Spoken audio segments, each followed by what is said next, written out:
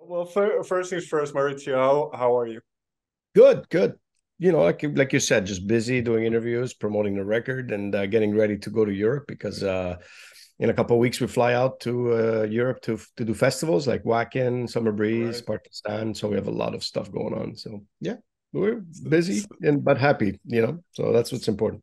so a lot to look forward to. That sounds great. So before we jump into the new album Goliath, I'd like to jump back to your solo project because last year you released an album under the name Invictus, and it was called Unstoppable.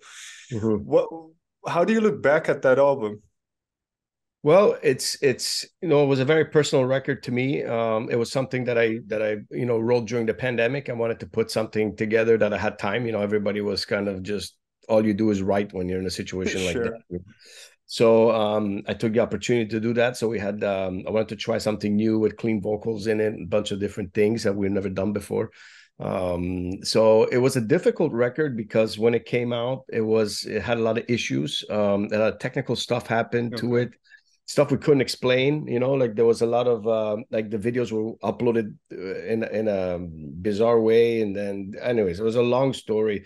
There's a lot of mistakes that were made around the record on its release, but the people that heard it loved it. It was a big record for that reason.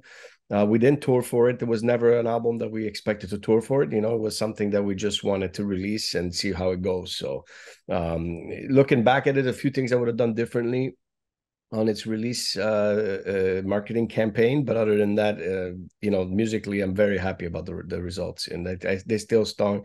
The songs still stand really strong, after a year. Yeah, and I think the reason why I asked is because thematically, I would say that there's somewhat of a continuation going into Goliath. So did kind of what the past couple of years of just being by self-writing, did that influence what now Goliath has become? Absolutely, and I think it's just Cataclysm has always been a real time type of Mm. band. We are very for the people, by the people. So this is we've always been a band that is there to uplift. We have a positive message in the end, even if it comes across aggressively and sometimes in a negative sense. The end result is always a positive one of overcoming. So this has always been the Cataclysm way. I think that the last couple of years have been very difficult and strange. I think the world's catapulted into something absolutely strange now that I don't Fair. recognize. I think I'm not the only one. Many people do. It's And very so confusing still. very confusing and very like it's almost like everything we've been taught and everything that you believe to be true is now no longer true, right? So I think that this is a machine behind this. I think that there's forces that are pushing this type of narrative everywhere around the world. There's a lot of division that shouldn't be there. A lot of things like that are happening that make no sense to me. So like I said, I'm for the people, by the people. I'm a big supporter of freedom of speech and freedom of expression and freedom of choice as well.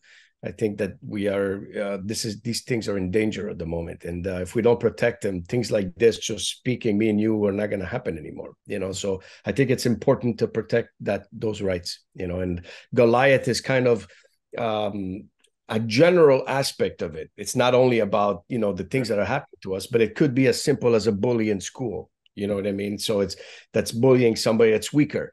So it's all about standing up for yourself. And the most important line I'm going to give you is that to conquer the fear, because this is how they win. This is how they grow. Is to install fear. And if you have fear in you, you'll never be happy. And that's Yeah, and sometimes. I think a lot of the bad things that are happening these days, as you mentioned, are happening out of fear. People just being afraid for their own kind of little world and World. not Yeah. kind of seeing it as something we have to do together in a way. But Yeah. if you want to say something, go Yeah, ahead. just I was just saying, when you put everybody in a digital prison, right? Mm, Then it's easy to control. So if all your output is on social media, for example, and they decide, today we don't like what you're saying, and they shut you down with a press of a button, it's a very scary time. That was never the case before. We were right. free. But now we're kind of entering this place where everything's getting digitalized, and then there's going to be somebody on the top that's going to decide whether you're allowed to speak or not. We're kind of having that type of situation, Yeah, and I already. think the funny thing is this whole social media and new technology was meant to make everything more accessible, more democratized, and more kind of fair, playing field. But as you mentioned, there's still the gatekeepers who decide what's going on where, and algorithms that decide what goes where. So it's a Yeah. tricky time. Yeah, But absolutely. Yeah. no, but what I find interesting, and then as you mentioned, this isn't just the last couple of albums. This is kind of a mentality or philosophy that you and the band always had. But this idea of resilience and not backing down and kind of fighting through things. Do you know where that comes from for you? I think it's embedded in me from my childhood, and sometimes not fitting in with everybody else. I think this relates to a lot of metalheads at the in the beginning of your life. You kind of, I mean, in the beginning of your finding who you are. I think a lot of metalheads are outcasts. We don't feel like we're part of the same system as everybody else, as far as the way of thinking and things like that. And I think that what stood us out a lot was the fact that we could question, and we're nonconformists in many ways. We just don't follow whatever.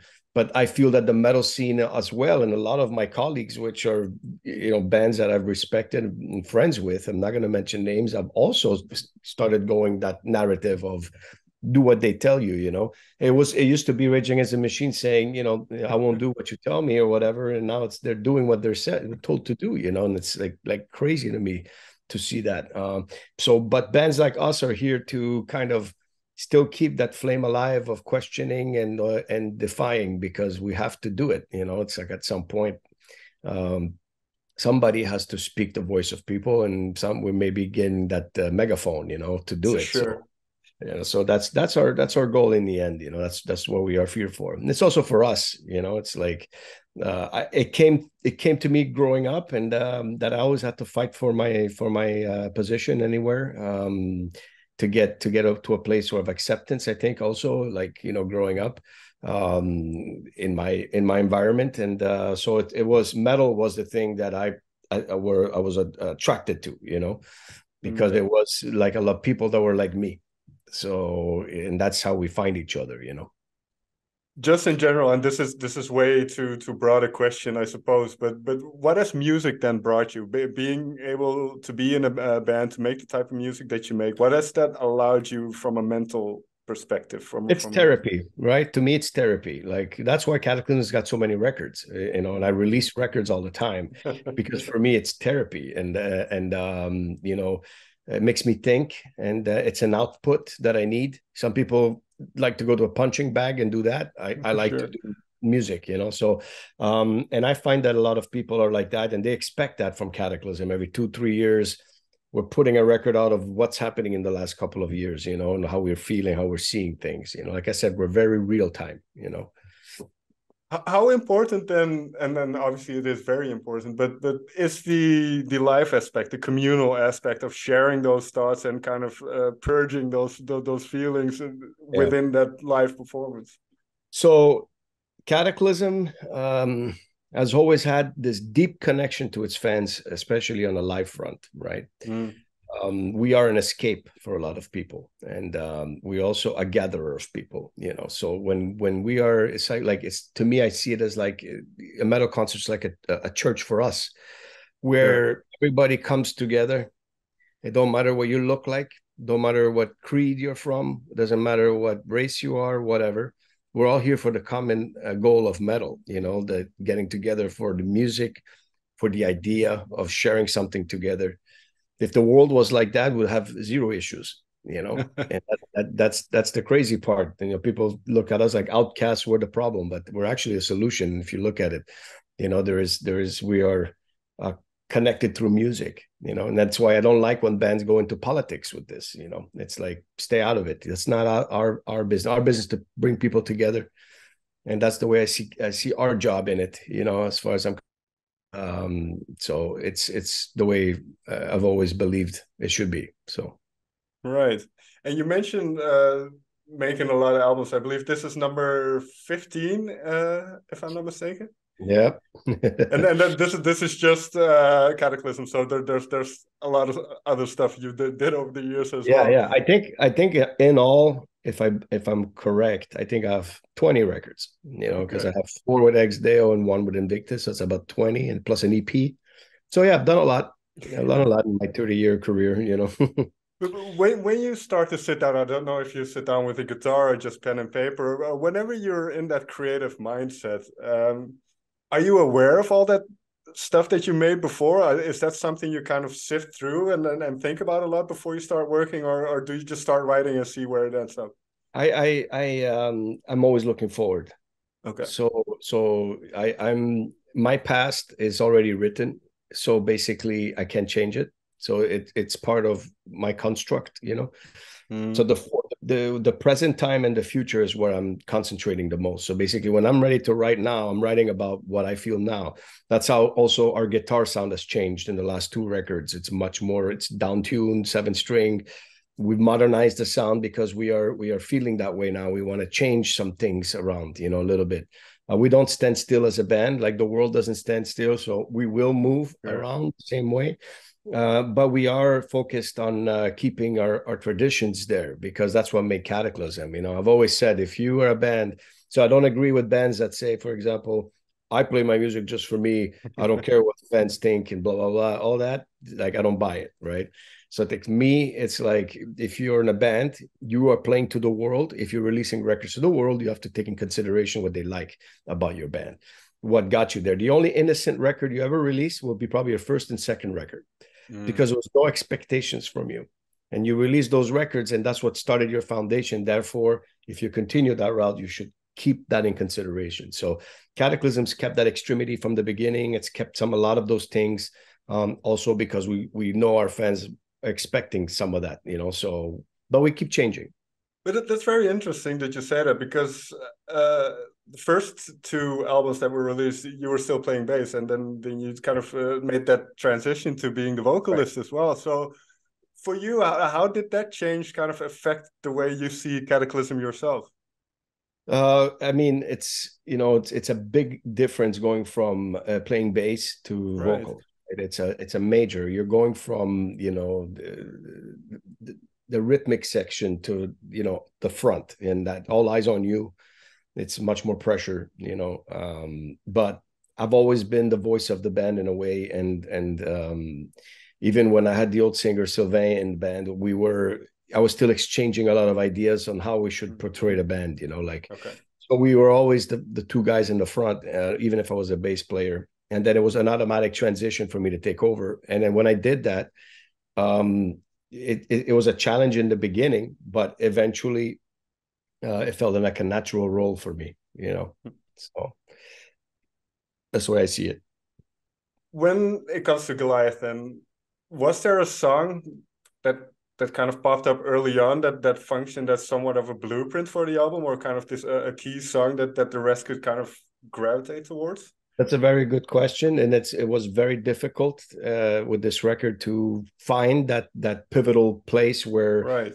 one song could represent the record, because I don't think there is really that. There's maybe Die as a King that can kind of relate the groove aspect and the melodic and the blast beats. It's kind of a complete type of track, but the record has a lot of wings, so it moves in different directions. I think the first track is very dark. Dark Wings of Mm. Deception is a very dark, heavy track that then goes into chaos and then comes back into controlled chaos. So it's Land of the Living to the Land of the Dead is one of the fastest tracks we've ever written, and people have no clue, because if you've listened to Bringer of Vengeance, it's like a big groove oriented Cataclysm live track. We play that live, the place is exploding with the groove.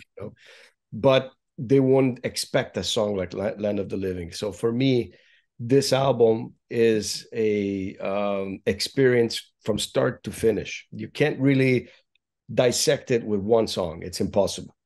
It's the way I see it, at least. You mentioned Die as a King. Yeah, Die as a King.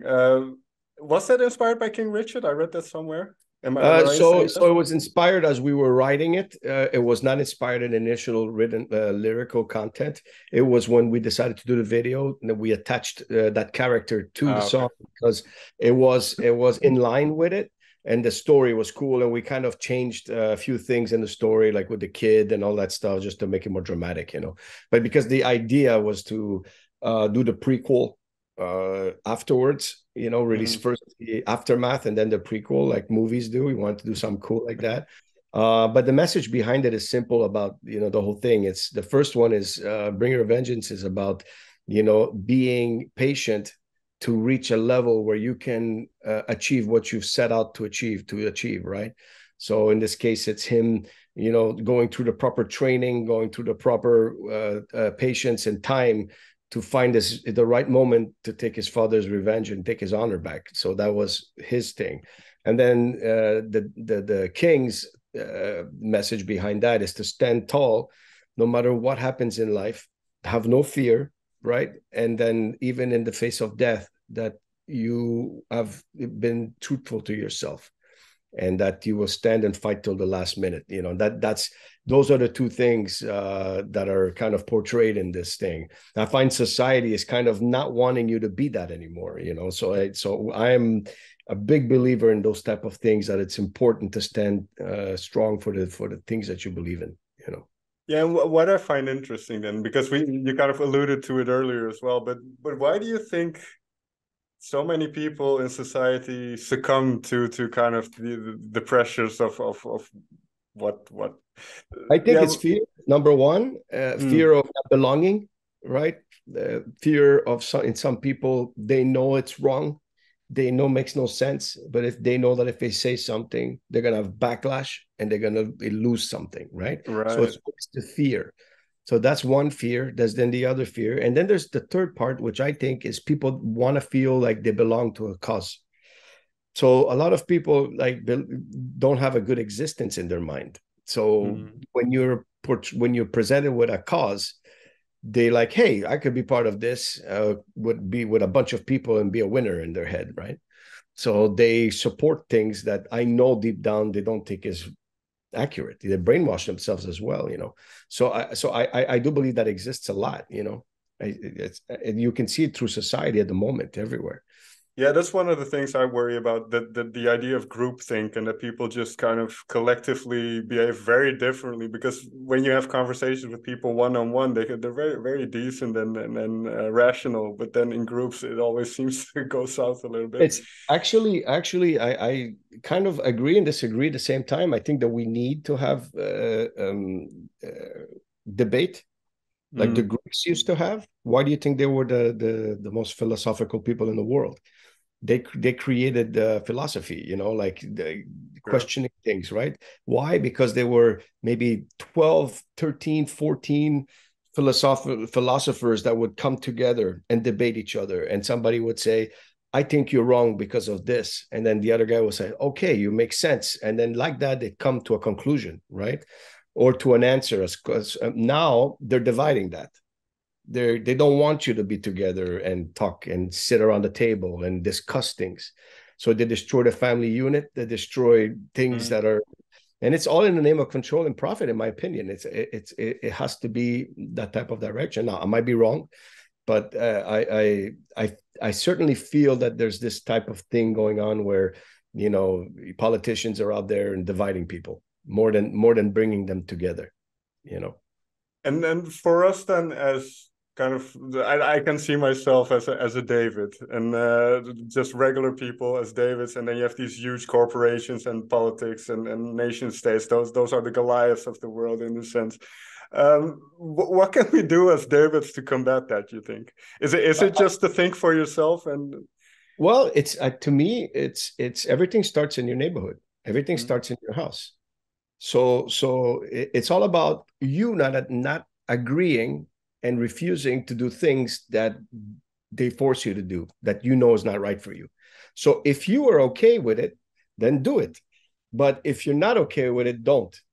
You understand? Like, because to me, that's how things are. So, for example, I don't like to talk about COVID vaccine and all this stuff. To me, it was a weird time But the people that didn't want it, in my opinion, not been forced to take it, Oh, definitely. and it's your body, right? And I think you have the right. It wasn't something like it killed a lot of people. We get it. We understand it was a dangerous virus, but at the same time, it wasn't something like that 1 out of 2 people were dying. Like it wasn't extreme like that, where you have to take it or else the earth is done. It wasn't that severe. And in my opinion, I know a lot of people will maybe disagree with me, and I'm okay with that. Like, that's what I mean about debate, right? Sure. I accept your decision, your view on it. But my view is, like, I thought it was very heavy-handed. Take it or you lose your job. Take it or you're this. Take it or you're. And I don't come from that education, right?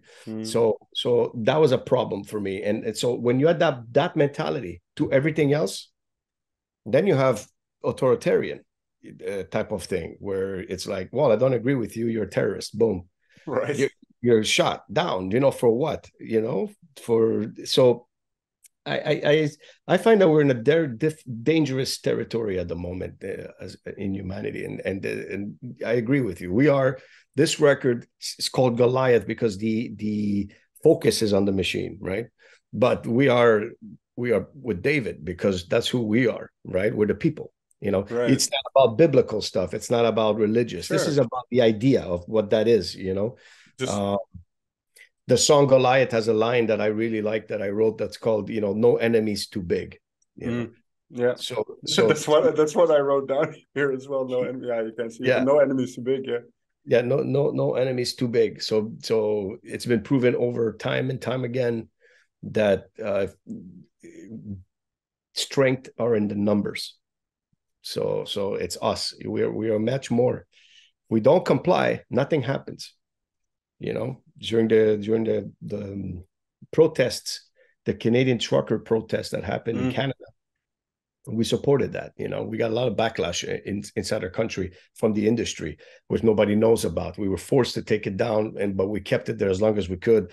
It was almost a month on there, 3 weeks, and then we had a lot of pressure, and then we didn't know all the details. So it's a mistake, I think, because we should have stuck with it, But the idea is, in the end, that those truckers stopped the whole thing in Canada.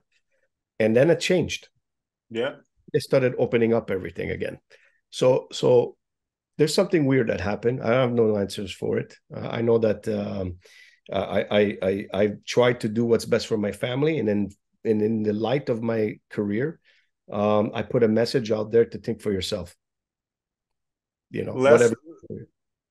I have one last question then about kind of encompassing a lot of what we've talked about. But what role can music play then within this power struggle, or this move towards more, like you said, more communal, but at the same time more authentic to yourself in a way? How can music help us get there? Well, music is vibrations, right? So the vibrations is what makes everybody feel a certain way. And I think that music is a positive thing. It's an escape. So it should be the place that we rally together, and then from there, we are absorbing the things that we want to absorb and let go of the things that you need to let go, And I think that in general, music is a great conduit for what we need to do in life, because without music there is no humanity, right? You need music. Imagine a world without music. It's crazy. So it's as important almost as water, So to me, it's my role is to supply that side of things. You know what I mean? That's my role. Well, one last thought then, because I don't know what it's like in Canada, but I can imagine it's very similar here in the Netherlands. A while ago, a discussion kind of came into society about how should we value music. It was because of the lockdowns and artists were being booked but not paid, kind of, oh, you should be happy that you're getting this exposure and all that stuff. So how do you think art in general, it can be just music, and metal is obviously a subgenre within that, but how do you think art should be valued then? because it feels like not everybody sees it the same way, and especially it's always been, it's, you know, Leonardo da Vinci and all these guys that were famous in those times, but they weren't rich, you know, like right. I think they became legendary after their death, right? So Sure. artists very much so, you know, it's not respected on the moment. Some are, but a lot of it gets recognized afterwards, of the importance of what it is. There's a huge value in music. It's just that the people that control the money behind it, you know, like in every other business, right? They want to control the entire aspect of what you should listen to, you know, and stuff like that. So I think in metal, we are a little bit different in that. We have our own world that we're able to kind of control in a way that, you know, we have our own outputs out there. I created my own world inside the metal world, you know, like we have our own agencies we've created, so we can continue to go everywhere and without being stopped, you know, and things like that. So we're a very self-sufficient band, you know, and I think that's the way to go in the future, you know. Podcasts, things like you're doing right now, everything that's the future. There's not going to be, in my opinion, mainstream media is going to be gone, and it's going to be all about things like this in the future. Yeah, I think we can see that shift already with I'm a big sports fan. The way sports is covered, a lot of athletes themselves do podcasts now, and it's more direct, it's more honest, and the same can be said for music.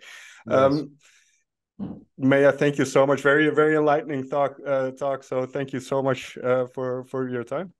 Thank you so much, and thank you as well for you guys. And I appreciate your time you gave me, and thank you for spreading the word.